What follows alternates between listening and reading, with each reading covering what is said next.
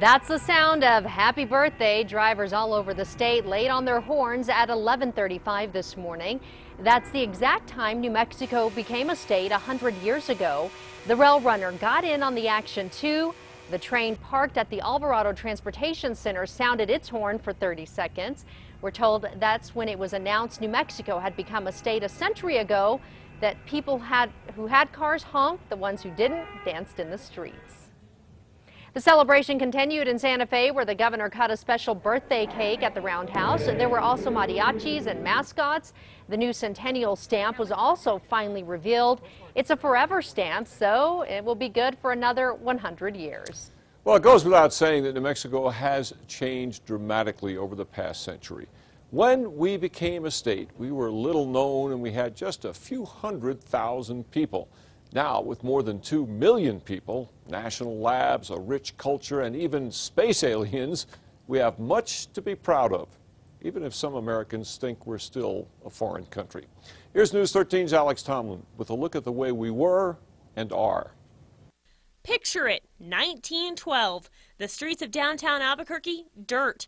Horse and buggies wait to unload at the local warehouse, and men in three-piece suits chat outside the local store. Oh, how far we've come, New Mexico. We decided to delve into the past with the help of state historian Rick Hendricks. The ink from President Taft's pen was barely dry on the proclamation for statehood when William McDonald took the helm as governor.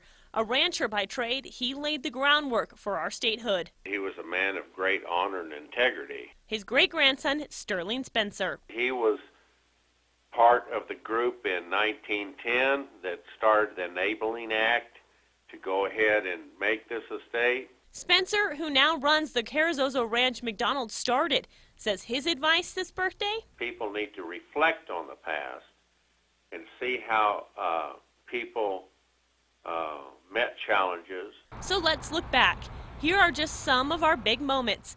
Everyone loves green chili, right? The state's #1 crop blossomed into the perfect strain right after statehood. If you eat a chili relleno in New Mexico, you're eating it because of the research that Roy Nakayama did. The honeymoon of being the 47th state ended abruptly in 1916, thanks to Pancho Villa's raid from Mexico. When the Villistas attacked Columbus, New Mexico in 1916, to some extent that really sort of put a break on the euphoria. Route 66 blazed the trail through the state when it was built in 1926. This picture from the time shows a streetcar rolling down the now historic highway in Albuquerque.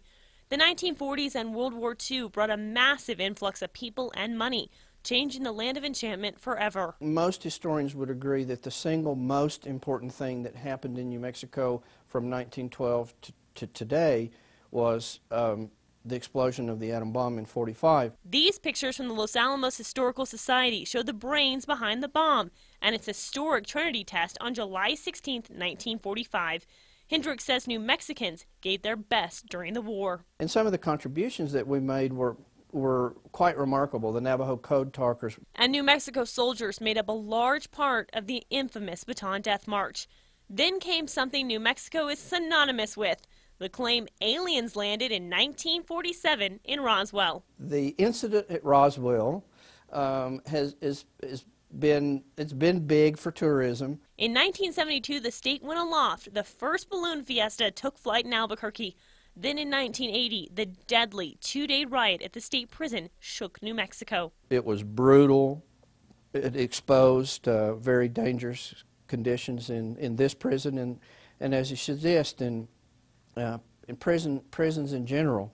You know, and a promise was really made to the New Mexico people that something like that would never happen again. The 90s and early 2000s were about growth and innovation. New Mexico was a pioneer in aviation history. And in 2007, officials broke ground on the spaceport. The space tourism program will launch citizens into the final frontier next year.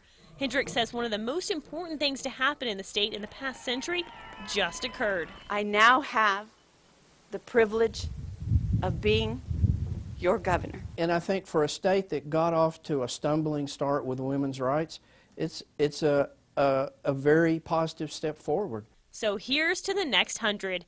Alex Tomlin, KRQE, News 13. So much more, too, but you know how we know we really have arrived? We were a category on Jeopardy tonight, New Mexico. Huge. Great for us. Very nice.